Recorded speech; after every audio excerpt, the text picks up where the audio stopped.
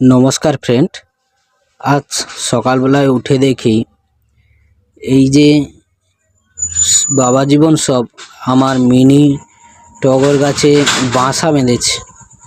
এরা সদল বলে এসেছে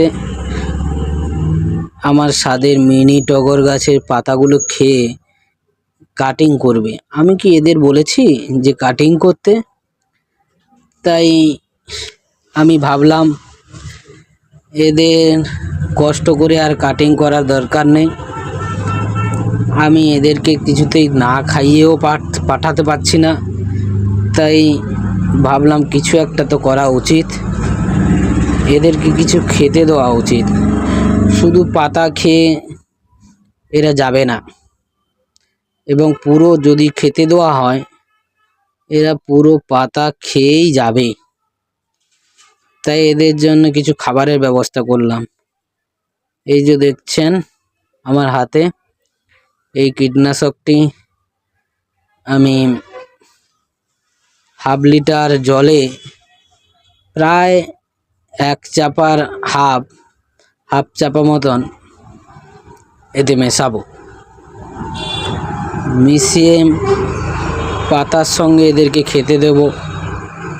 খেয়ে আমার পাতাগুলো রেখে যেন চলে যায়। এই রকম আমার মতন সমস্যা হচ্ছে, গাছের পাতাগুলো খেয়ে নিচ্ছে, এরা এসে কমেন্ট করে জানাবেন। এছাড়া যদি ভিডিওটি ভালো লেগে থাকে তাহলে লাইক শেয়ার করবেন।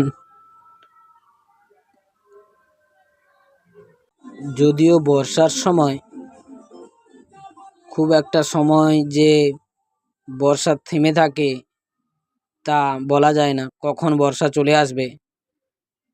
বর্ষার আসার আগে আমি এটাকে ভালো করে স্প্রে করে ভিজিয়ে দিচ্ছি। এর ফলে যদি আমার গাছটি সুরক্ষিত থাকে, যদি নয় অবশ্যই সুরক্ষিত থাকবে, এটা গ্যারেন্টি।